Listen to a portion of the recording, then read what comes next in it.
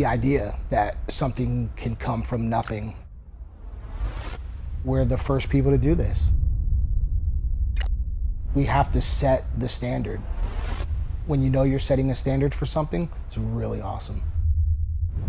I'm Squiggy Digiacomo. I'm a creator, I'm a father, I'm a leader, I'm a teacher, and Affliction keeps my drive alive. Well, I've dedicated myself to never really trying to grow up. Worked in a music store, was in a band for a long time, sold guitars for a long time, then got into the festival world doing a music experience. The first festival we did, it was just basic. You know, we went there trying to sell guitars. And then I'll never forget, man, I had this kid come up to me and ask me if we had the gold amp. And I'm sitting there and I'm like, man, I have no idea like what this kid's talking about. And I'm like, so who plays this gold amp? And he goes, you know, the guy in Slayer. Then it occurred to me that he's talking about Marshall, and the guy in Slayer was Kerry King. So it hit me, there's a disconnect. Kids that are into metal and hard rock and are into bands, they don't know the characters. You know, they don't know the brand. So if they don't know that Marshall amp is the gold amp, they definitely don't know that Jim Marshall was the guy behind Marshall. He doesn't know any of the guys that played Marshall, but yet he's into the music because he's at a festival. He wants to know this stuff, but he doesn't even know where to get the answers. And it just literally changed my entire reasoning to do it.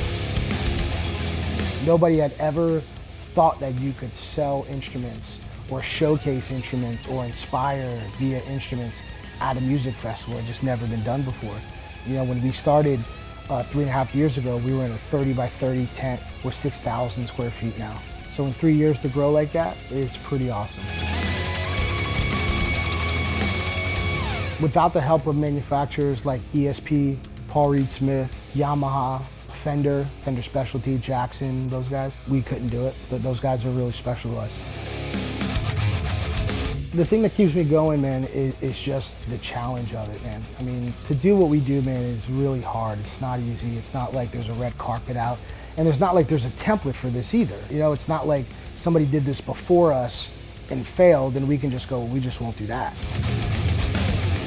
Seeing a kid's light bulb go off or being responsible for changing his life, I mean literally, man, like it can easily bring you to tears. And that is a feeling that you just cannot, you can't put it into words.